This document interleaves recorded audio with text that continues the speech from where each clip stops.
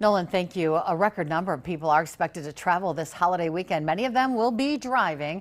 Gas prices, construction zones, overall driving safety, all things you should consider as you travel. Samantha Cavalli joins us live in Grand Chute with what you should know. Samantha. Right, Cami, it's shaping up to be a busy and also expensive weekend, like you had mentioned. Just after the 5 o'clock hour here, you could see we're just on the outskirts of I-41 southbound. Traffic clear in both directions, and it's picked up a little bit since we've been out here for the last hour, but not too much as people are either leaving work or heading to their Memorial Day destinations, wherever they're heading. But honestly, AAA is expecting that more than 834,000 Wisconsinites are going to be traveling this weekend, and most of them by car. Now, with more traffic expected, state officials say that safety has to come first. The Wisconsin State Patrol says distracted driving and speeding contributed to more than 8,500 crashes last summer, many of them preventable.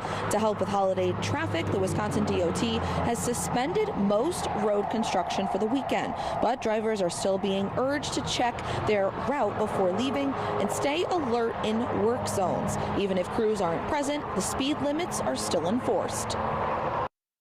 Just because our construction workers are taking off, our construction infrastructure is still there, okay? We can't put it back to 70, 80 miles an hour when we have those narrower lanes. Expect if you're traveling through a construction zone, the roads will be open, but it's a construction zone. Expect some slowdowns, possibly even a backup, okay? Just pack your patience and wait. You'll get to grandma's house sooner or later.